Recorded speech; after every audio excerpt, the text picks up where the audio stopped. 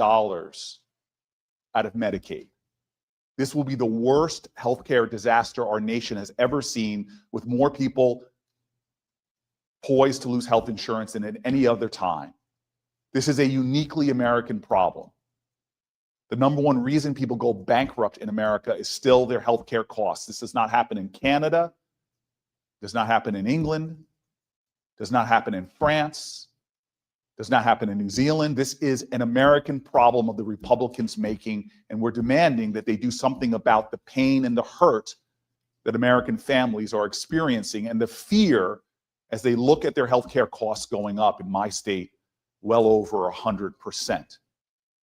These are working Americans who expect more from their leadership.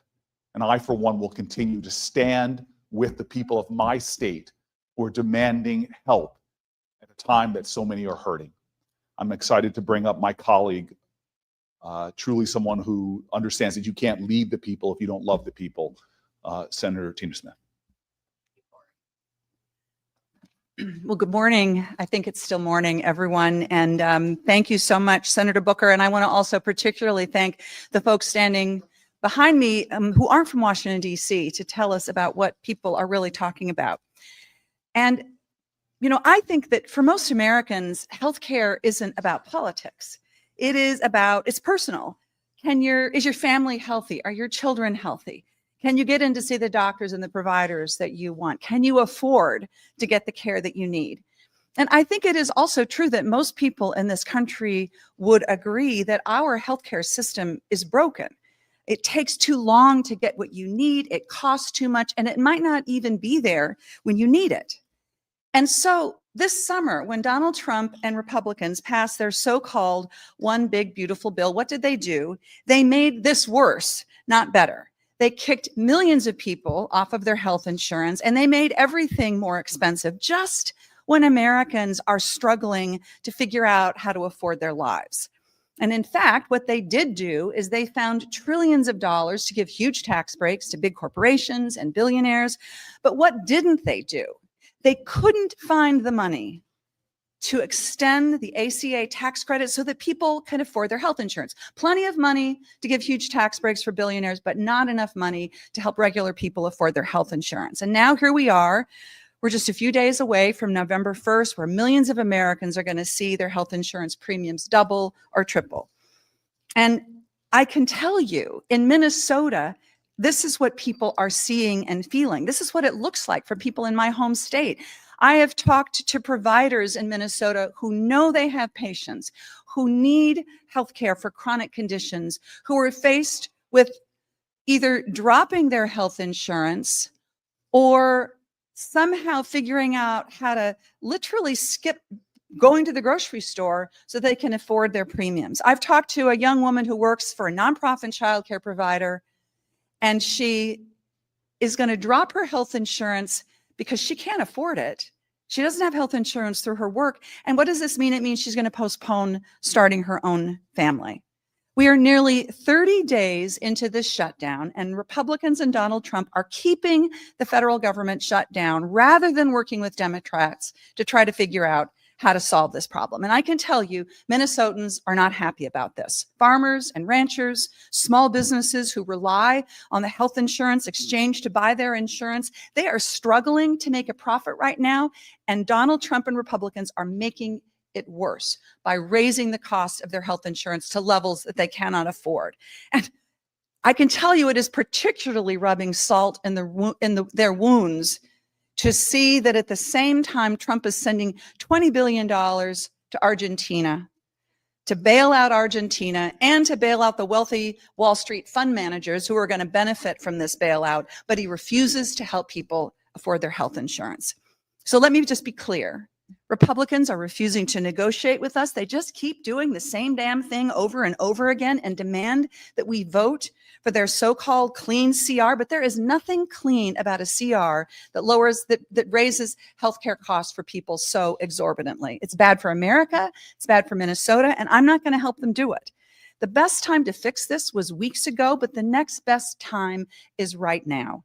And we can do better than say to America that you have two choices. One choice is skyrocketing health insurance premiums, or the other choice is decimating the nutrition programs that help people put groceries on the table. That is not a real choice. That is not the choice that I will accept. We can do better than that. Now, behind me, we have some incredible folks who can tell you what they're seeing and hearing out in the country. And I'm excited to introduce to you Dr. Fran Patel. Hi there. My name's Dr. Francesca Hadanik, and I'm an OBGYN working in Western New York. I spend my days and many of my nights taking care of high-risk patients who rely heavily on government assistance to receive care to survive their pregnancies. I'm often told in real life and online, where I educate about obstetrics and gynecology, that I, as a doctor, should not be political. But healthcare is political, and our current government shutdown reflects just how vital a functioning healthcare system is to our country. If healthcare insurance subsidies aren't renewed, families could see their insurance double or even triple next year. And for many of my patients, many who are mothers who already struggle to make ends meet, that means making the choice. Do they pay for health insurance, or do they pay for food and rent? And when my patients have to make that decision, which they already do daily, I see the fallout every single day. My non-pregnant patients are unable to see their primary care physicians prior to their pregnancies, which means they enter pregnancy as a high-risk pregnancy because they couldn't get their diabetes and hypertension controlled prior to becoming pregnant. I see women skipping prenatal visits because they can no longer afford the gas to come to my clinic. And I see mothers delaying care until their third trimester because they've lost their health insurance. I see patients rationing their insulin, skipping blood pressure checks, or showing up in labor with no records, no labs, no care, and no idea how dangerous that their situation could be. Because in my world, those delays are deadly. When a woman can't afford care, preeclampsia goes undiagnosed.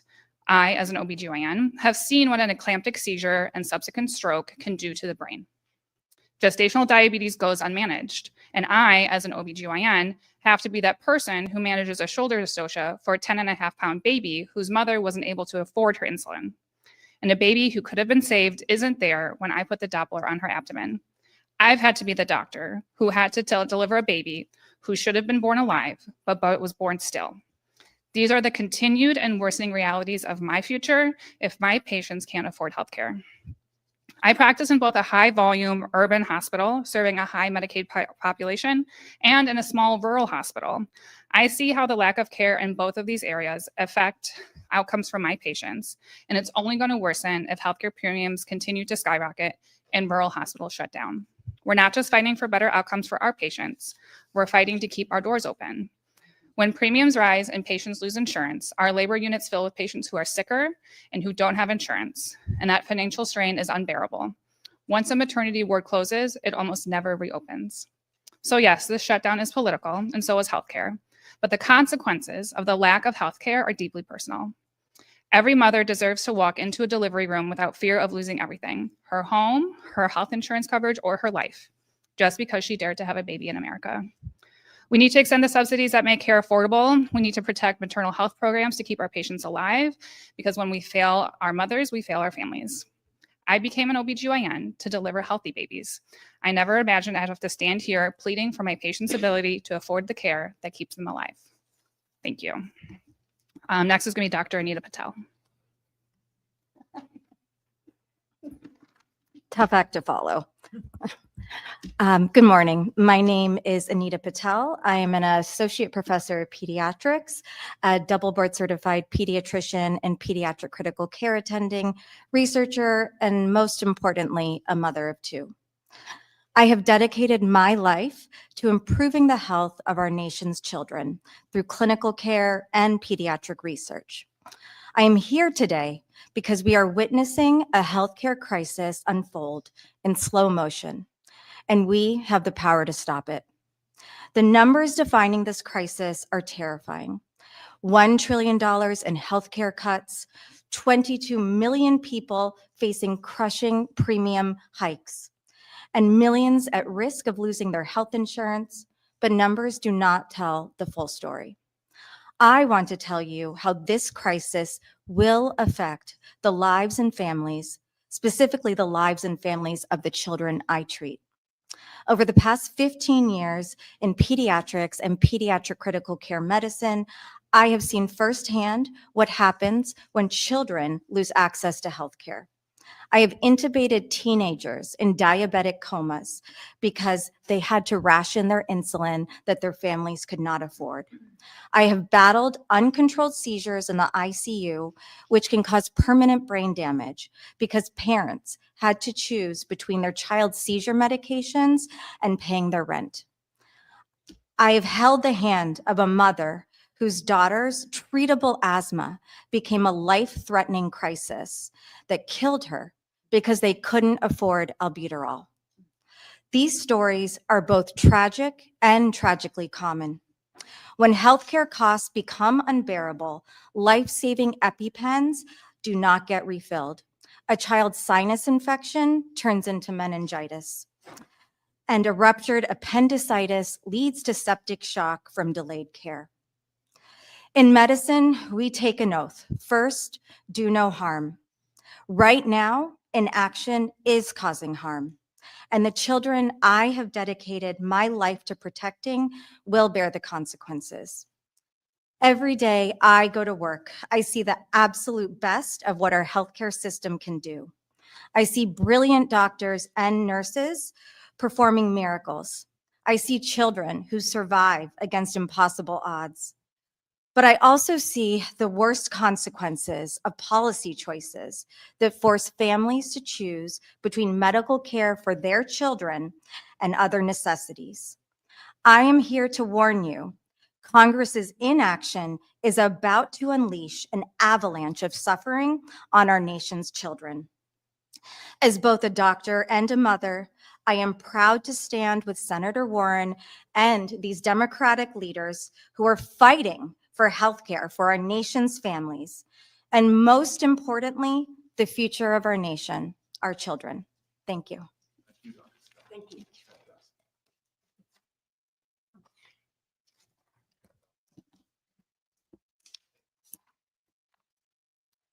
Hi, I'm Heather Irabunda. I am a OBGYN, and I come to you as a person who provides reproductive health care in a working class community in the Bronx to ask, why are we trying to worsen our healthcare crisis? Unfortunately for my patients, they already face so many challenges to survive. There's a food pantry I pass on my way to work, which I have watched the lines get longer and longer for over the past few years, but over the past few weeks, it's been worse.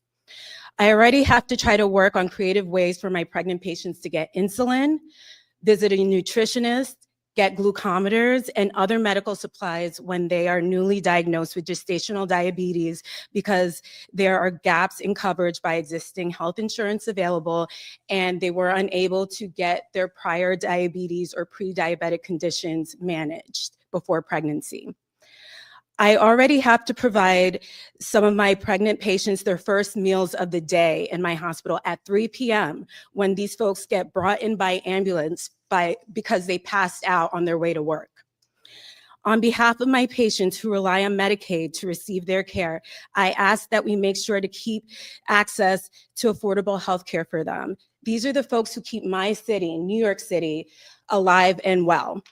And it's already really, really hard for them to afford healthcare and food and housing and transportation. A lot of times my patients can't come to their prenatal appointments because they can't afford the $2.90 to take the bus or the train.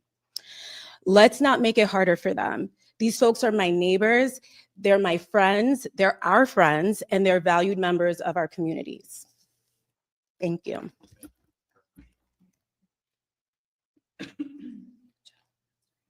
Hello, everybody. My name is Nikki Sapiro-Vincure. I'm an OBGYN physician assistant, reproductive health content creator, mom of 3, and founder of an organization that helps to improve health literacy within our ever-changing healthcare environment. And these days I wear a lot of hats. All of us are forced to wear so many hats. And when I was preparing these remarks, I thought to myself, what hat do I wear in this moment?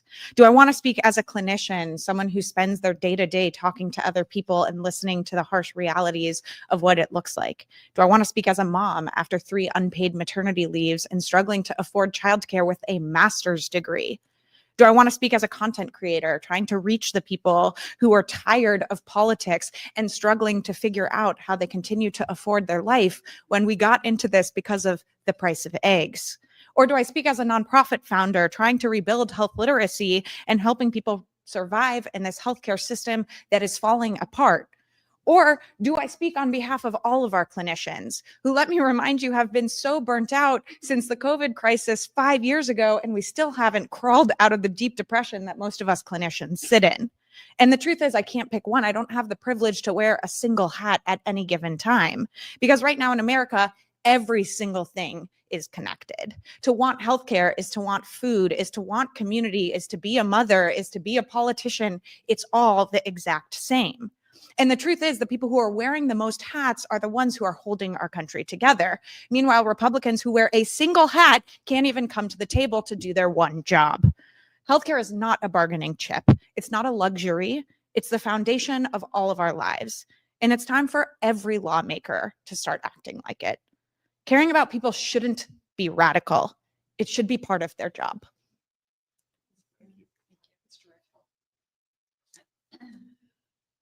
We're in the middle of a healthcare emergency, and it is an honor to be here today with clinicians who are on the front lines in dealing with this crisis. It is an honor and it is a responsibility. We are here trying to protect access to healthcare for 15 million Americans. We are here to try to keep our healthcare system at least a little bit affordable for millions more people.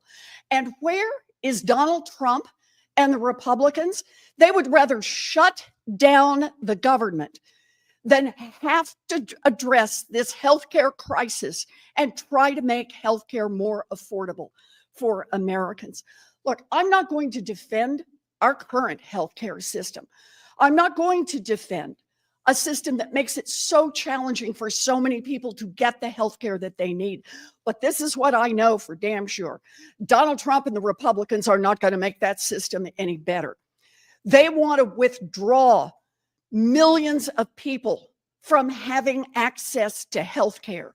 And that is not only going to hurt those people and their families directly, it's going to hurt everyone. Because the consequence of this is to shut down community health centers, is to shut down rural hospitals, is to shut down labor and delivery rooms as a way to try to save money in our hospitals. It's to start to bring the entire healthcare system down. And sure, if you're a billionaire, shoot, you can buy your own hospital. You can get as many people to treat you as needed. You can take care of yourself and your little family. But for everybody else in America, we depend on an interrelated healthcare system. And telling 15 million people that they're going to lose access to their health insurance and their healthcare coverage, and millions more are going to have to make the decision whether to have health insurance or whether to pay the rent, is going to cause our overall health system to get worse for everyone who is not a billionaire. So Democrats are here because we are fighting back. We show up at the hard fights and we fight for the American people. That's what this shutdown has been about. That's what today is all about. Because Democrats believe that healthcare should not be reserved just for rich people. Democrats believe that nobody should go bankrupt over a bad medical diagnosis. And Democrats believe that it is our solemn obligation to save access to health care for all people in this country. So I just want to say one more time, thank you to all of you for the work you do every single day. And thank you for coming here today to tell more people about it and get more people into this fight. And thank you to my colleagues who stay strong in this fight. Democrats are showing up and we are here to fight for the American people who just want access to get the care they need. I'm done.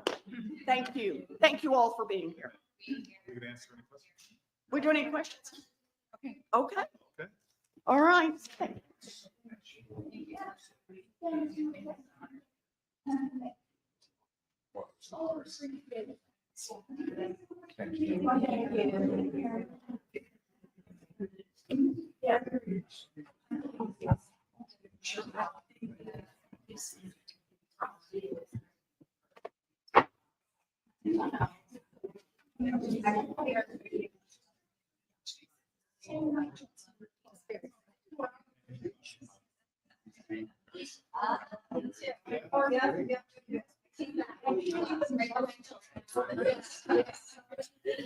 Oh, thank you. I know my hands were so cold before, and then now they're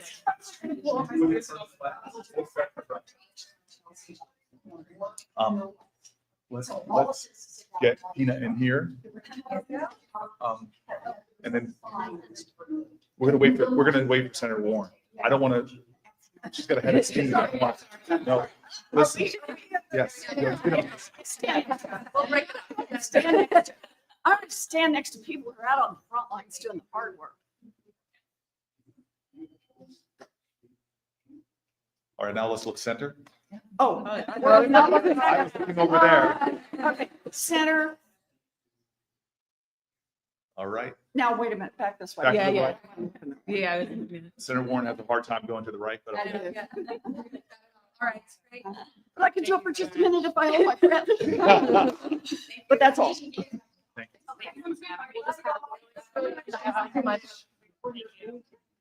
I think we're here too, you know? Okay, I got it. We're here for you. On the front line. We're gonna follow her out. Oh, bags. Oh, you back here? Okay.